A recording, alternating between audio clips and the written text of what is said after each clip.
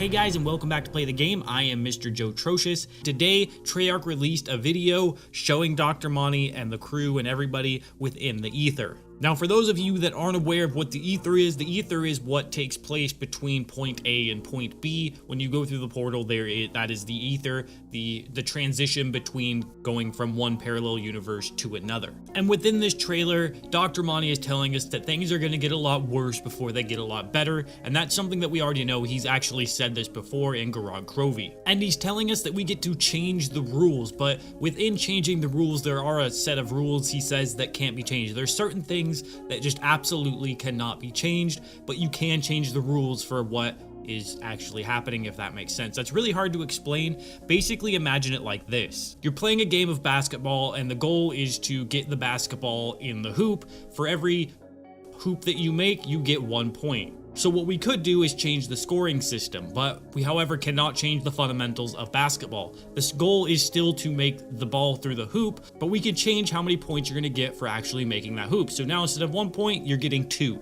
So you can change the rules, but you can't change certain fundamentals about something that's actually happening within the confines of reality. And on top of that, he's requesting that we do the right thing. So he's requesting that we don't screw over something or break something, or like, I don't know what we're actually set out and meant to fix. It doesn't really process in my brain the way that it should. I understand that a lot of you probably have your own theories and ideas, and that's really all we have at this point. So I don't want to throw things out there about fixing things or setting things right, because you don't really know what's right and what's wrong. That's why we kind of just tend to follow the voices in the game, and there's not two definitive paths that we go on. There's always one definitive path that ends the map and resolves the Easter egg.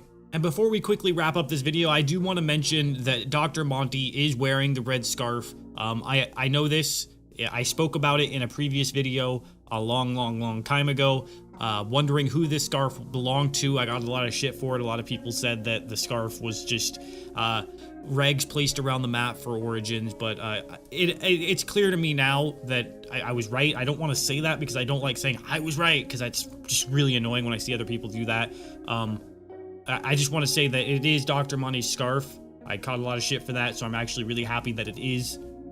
The red scarf that he's wearing is the scarf that is located around many maps. I'm sure there's probably more scarves located around older maps that we just didn't notice. So it's cool to see that Treyarch did think ahead, or that they adapted to this red scarf theory, which is really cool. If they adapted to it, that's even cooler in my opinion. Being able to adapt and change the story to make things fit, honestly, is really cool, and that's how a lot of really good films and shows get made and produced. So I think that's a good way to go about it if that's what they did. Anyways, guys, remember to leave a like, comment, favorite, subscribe, share this around, all that jazz. It really does help me out. You guys are awesome, and I will see you all wait, I fucked that up.